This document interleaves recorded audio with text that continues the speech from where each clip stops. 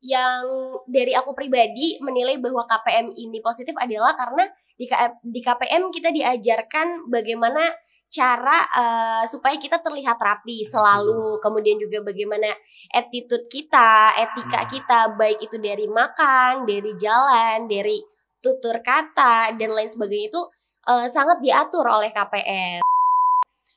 Tapi kita ada protokol class namanya. Apa tuh Kak, protokol kelas tuh? Ya, jadi protokol kelas ini diadakan setiap 2 minggu sekali. Biasanya diadakan di hari Jumat, yang dimana materi-materinya berkaitan dengan protokol gitu. Baik itu dari tata tempat, kemudian pertemuan selanjutnya tentang tata letak, kemudian untuk table manner juga kita dijelaskan di dalamnya.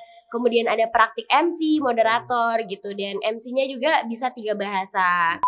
Jadi kalau misalnya kita diem-diem aja atau kita tidak ada niatan untuk berkembang, maksudnya ketika kita merasa insecure terus artinya kan kita tidak ada niatan untuk berkembang gitu. Ya harusnya kita lawan itu semua gitu.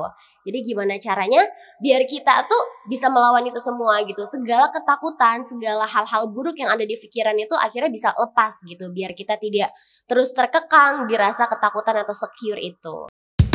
HG Podcast, relung perjalanan hidup. Yes banget. Assalamualaikum warahmatullahi wabarakatuh. Selamat sore sahabat-sahabat HG Podcast. Alhamdulillah pada hari ini HG Podcast kedatangan narasumber yang sangat spesial sekali.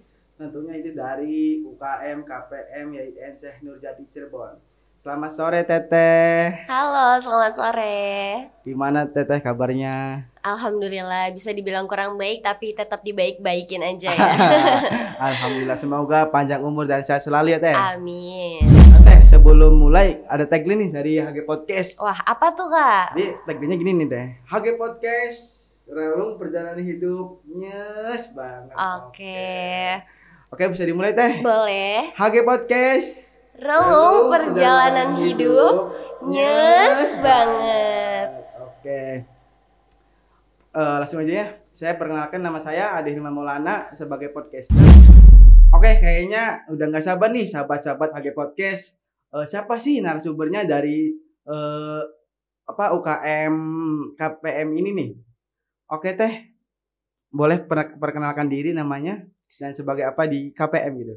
Oke, teman-teman perkenalkan, nama saya Rita Febrianti di UKM Kops Protokoler Mahasiswa YIN Syekh Nurjati Cirebon.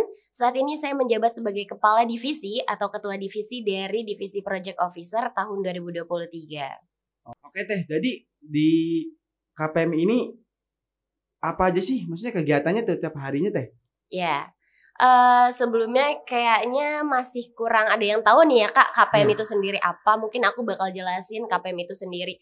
Mungkin sebagian besar dari orang-orang yang tahu KPM itu hanya di bidang MC atau juga moderator. Tapi ternyata ketika kita sudah mendalami itu, KPM tidak hanya sebatas itu, tapi jauh lebih daripada itu. Seperti tata aturan di protokol negara dan lain sebagainya, tata tempat, tata letak itu juga diatur oleh tim dari protokoler. Nah, seperti itu Kak. Kemudian untuk kegiatan di KPM YIN sendiri, tidak ada kegiatan spesifik di setiap harinya ya Kak ya. Tapi kita ada protokol class namanya. Apa tuh Kak, protokol kelas tuh? Ya, jadi protokol kelas ini diadakan setiap 2 minggu sekali. Biasanya diadakan di hari Jumat, yang dimana materi-materinya berkaitan dengan protokol gitu. Baik itu dari tata tempat, kemudian pertemuan selanjutnya tentang tata letak, kemudian untuk table manner juga kita dijelaskan di dalamnya. Kemudian ada praktik MC, moderator gitu, dan MC-nya juga bisa 3 bahasa. Bahasa apa aja tuh Kak, kalau boleh tahu? Bahasanya itu sebenarnya meluas ya, bisa bahasa asing, Arab, Indo dan juga Inggris, atau bisa juga bahasa daerah seperti Jawa, Sunda, seperti itu. Untuk open recruitment-nya sebenarnya sama mungkin ya seperti UKM yang lainnya gitu, tapi kita yang membedakan adalah ketika UKM lain itu hanya sebatas mengisi form gitu kan atau data, kita ada beberapa tes lainnya seperti tes tulis, kemudian juga tes bakat. Nah, itu bisa menjadi patokan nilai kita juga seperti itu. Nah, berarti itu yang mendaftar tuh khusus anak YIN doang apa boleh di luar IAIN teh? Ya, karena UKM Korps Protokoler Mahasiswa ini menjadi salah satu UKM internal yang ada di IAIN Cenderawasih Cirebon, maka hanya diperuntukkan untuk mahasiswa IAIN saja. Betul. Jadi apa sih teh yang membuat KPM IAIN Cirebon ini memiliki nilai positif gitu terhadap lingkungan mahasiswa IAIN dan masyarakat? Baik. Yang membuat KPM ini menjadi bernilai positif, aku rasa semua UKM bisa bernilai positif ya, tergantung bagaimana cara pandang dari masyarakat menilai itu. Yang dari aku pribadi menilai bahwa KPM ini positif adalah karena di KPM kita diajarkan bagaimana cara supaya kita terlihat rapi selalu, kemudian juga bagaimana attitude kita, etika kita, baik itu dari makan, dari jalan, dari tutur kata dan lain sebagainya itu sangat diatur oleh KPM gitu. Jadi itu sangat-sangat mencerminkan orang-orang memandang bahwa oh itu mah rapih, berarti itu KPM seperti itu. Itu sudah menjadi ciri khas banget kan. Oh iya teh, sebenarnya saya tuh sering lihat nih anak-anak KPM gitu yang sering memakai jas hitam sama atau pita merah gitu, sebenarnya pakaian apa sih teh kalau boleh tahu? Iya, itu kalau di kita namanya PSRK atau pakaian sipil resmi. Jadi di KPM sendiri, di KPM sendiri itu ada 3 pakaian, ada PSR, ada PDH dan juga PDL. Nah yang biasa dipakai untuk penugasan itu namanya PSR yang pakai jas dan dasi itu, yang terlihat secara formal. Nah itu berarti kalau memakai jas itu tuh ketika ada kegiatan formal doang ya teh? Betul, jadi biasanya kami utamakan untuk penugasan yang formal itu diperuntukkan memakai PSR. Seperti apa tuh teh penugasan formalnya tuh? Contoh? Seperti ketika kita diminta untuk pembukaan seminar, opening ceremony seminar, kemudian wisuda juga ketika kita menjadi LOFO itu juga dipakai ketika saat itu. Kalau boleh tahu teh, ada berapa divisi sih KPM itu teh? Di KPM untuk tahun ini periode sekarang itu ada 5 divisi 5 Kak. divisi, oke. Nah 5 divisi itu apa aja teh? Ada divisi project officer, ada divisi asset management, pengembangan sumber daya anggota, kemudian kominfo, dan yang terakhirnya public relation. Nah itu kan setiap divisi kan pasti ada suatu proker nih teh. Betul. Nah apa aja sih prokernya tuh setiap divisi nih teh? Kalau dari divisi aku sendiri ya, divisi aku sendiri atau divisi project officer, salah satu program kerja terbesar dari divisi project officer itu adalah Pekan Protokol Nasional yang sebentar lagi itu akan diselenggarakan Kak. Karena memang project officer sendiri ini melingkup pada konsepan dari acara, menentukan konsepan acara, bagaimana acara itu berlangsung dan lain sebagainya yang berkaitan dengan acara. Kemudian untuk PSDA atau pengembangan sumber daya anggota ini lebih terfokuskan kepada anggotanya itu sendiri gitu, anggota KPM itu sendiri gitu. Jadi bagaimana progres dari anggota ketika dia baru masuk sampai dengan dia sudah berapa tahun di KPM itu, bagaimana progresnya dan apa nih perkembangan yang didapat dari si anggota tersebut. Kemudian untuk Kominfo ini ya tidak jauh-jauh ya. Kalau Kominfo sepertinya sama semua ya. Kalau Kominfo entah itu penyebaran sosial medianya dan lain sebagainya. Kemudian untuk public relation juga sama halnya, menjalin komunikasi dengan KPM-KPM sahabat, baik itu di wilayah 3 dan juga Jawa Barat. Kemudian juga menjalin hubungan dengan protokol-protokol pemerintahan seperti Pemkot, Pemkab, kemudian menjalin hubungan juga dengan pemateri yang memang di bidangnya, seperti itu. Kemudian yang terakhir tadi ada aset manajemen, ya. Aset manajemen ini memang menaungi pada bidang aset ya, aset yang dimiliki oleh KPM IAIN, apa-apa saja yang memang itu dikoordinir oleh tim dari aset manajemen seperti itu. Jadi biar tidak ada atau meminimalisir adanya kehilangan aset seperti itu. Jadi memang sudah ada yang mengaturnya. Oke, banyak sekali ya teh brokernya teh ya. Semangat. Iya, siap. Setiap divisi itu ada berapa anggota teh kalau boleh tahu? Tiap-tiap divisinya itu total ada 7. 7 berarti 5 divisi 7 kali 5 35 betul. Okay. Untuk teman-teman yang merasa kurang percaya diri, kemudian yang merasa saya sebenarnya punya potensi tapi saya tidak tahu harus meluangkannya kemana karena saya tidak mengenal dunia kampus seperti apa. Justru KPM sendiri menjadi wadah untuk orang-orang seperti itu gitu. Karena jujur ketika awal saya belum mengenal KPM dan akhirnya saya tahu KPM juga, merasa sangat-sangat bersyukur gitu bahwa oh ternyata di kampus kita tercinta ini ada ya organisasi ini gitu yang memang saya butuhkan seperti itu. Oke, kalau menjawab pertanyaan bagaimana sih cara biar kita percaya diri, minimalnya ya biar kita pede deh kalau kita presentasi di kelas ya Kak ya. Kalau itu gimana ya, setiap orang atau setiap individu pasti punya caranya sendiri-sendiri menurut aku. Tapi secara sederhananya kalau yang aku terapin di diri aku sendiri adalah bahwa kita sama-sama manusia Kak, kita sama-sama makan nasi gitu kan ya. Jadi tidak perlu ada rasa ketakutan atau rasa insecure gitu. Karena sebenarnya kita mempunyai hak yang sama gitu loh. Karena apalagi di dunia kampus gitu kan, sama-sama di dunia pendidikan, kita sama-sama mengenyam pendidikan yang sama atau bangku yang sama gitu. Jadi kalau misalnya kita diem-diem aja atau kita tidak ada niatan untuk berkembang, maksudnya ketika kita merasa insecure terus artinya kan kita tidak ada niat untuk berkembang gitu. Ya harusnya kita lawan itu semua gitu.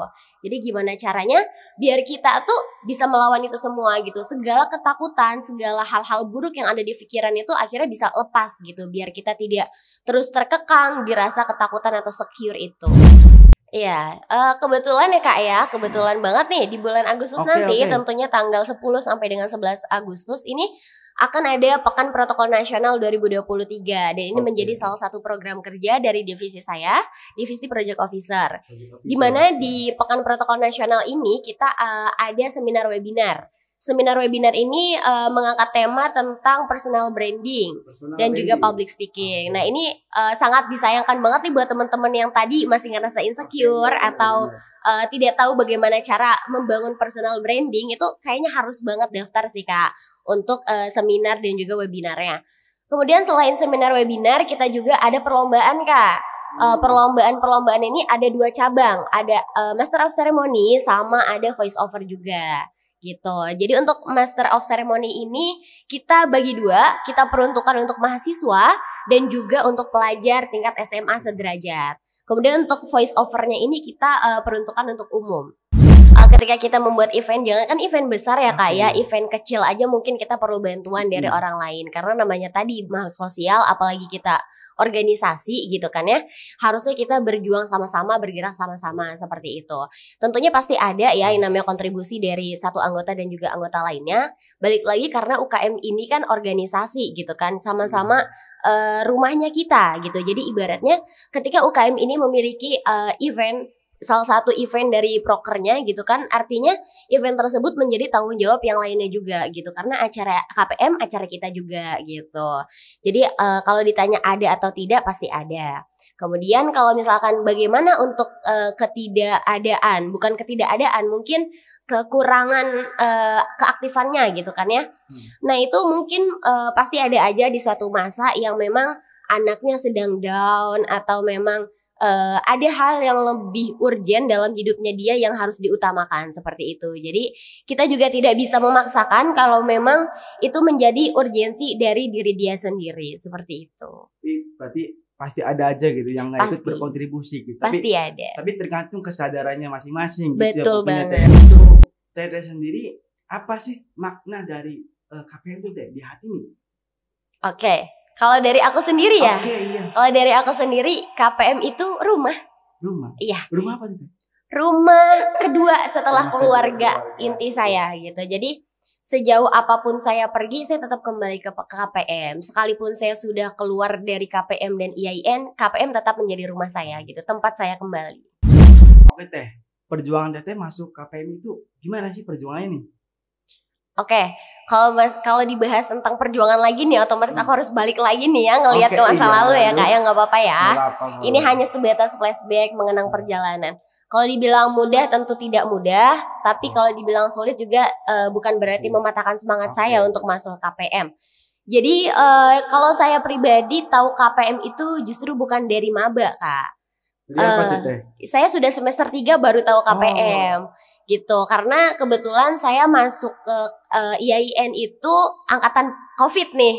Jadi benar-benar 1 tahun pertama itu saya hanya di rumah aja, benar-benar mahasiswa rumah bukan mahasiswa kampus. Bener. Jadi cuma belajar online, terus nugas-nugas kayak gitu aja, repeat terus setiap harinya. Jadi saya tidak tahu lingkup kampus itu seperti apa, ada apa saja di kampus itu saya tidak tahu. Kemudian di semester 3 saya ketemu orang baik gitu kan ya. Dan kebetulan MC ini memang bidang saya dari dulu sebelum saya masuk KPM dan sebelum saya masuk IAIN saya sudah menggeluti dunia per-MC-an gitu.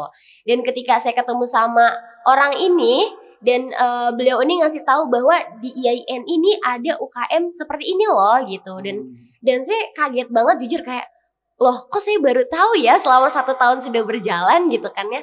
Akhirnya saya cari tahu lebih dalam lagi dan kebetulan prosesnya enggak jauh dari saya tahu dan proses open recruitment. Akhirnya saya memutuskan untuk mendaftar. Terus saya juga kepilih untuk lolos setelah administrasi. Kemudian saya lolos ke babak ujian. Kan ada tesnya ya. Tes, setelah tes kita ada ujian lagi. Ujian itu pos-posan. Ada pos pewara atau MC, kemudian pos kori, ada pos dirijen, kemudian juga ada pos apa lagi ya kemarin itu? Oh, pos tentang pengetahuan tentang IAIN. Gitu. Entah itu seperti apa nama-nama pejabat kampus dan lain sebagainya. Karena kalau MC kampus itu kan berkaitan dengan pejabat kampus ya. Jadi untuk penyebutan juga tidak boleh salah seperti itu. Kemudian hasilnya alhamdulillah qadarullah ya, mungkin Allahnya baik banget ini. Allahnya baik banget sama aku gitu. Jadi akhirnya lolos gitu di masa ujian itu sampai akhirnya lolos menjadi salah satu anggota dari KPM IAIN Nurjati angkatan 5. Saya ini termasuk ke dalam angkatan 5, Kak. Oke, Teh, apa sih pencapaian Teteh di KPM ini? Oke. Pencapaian yang sudah saya raih selama menjabat di KPM ya, mungkin. Oke. Tadi ya terhitung saya masuk KPM itu dari semester 3. Jadi sebenarnya sebelum saya bilang pencapaian nih, mau bilang ke teman-teman yang sudah menjadi anggota KPM dan belum menjadi anggota KPM tapi pengen masuk, yang sudah tahu KPM dari semester 1 jangan disia-siakan banget kesempatannya. Karena jujur saya ketika sudah semester 3 dan baru sadar itu kayak merasa sedikit menyesal, Kak. Kenapa saya tidak tahu itu dari awal gitu. Jadi kalau misalnya saya tahu itu dari awal mungkin saya bisa berkembang lebih cepat atau lebih jauh lagi gitu. Tapi tidak hanya itu, di sisi lain saya juga bersyukur sudah menjadi bagian daripada KPM itu sendiri.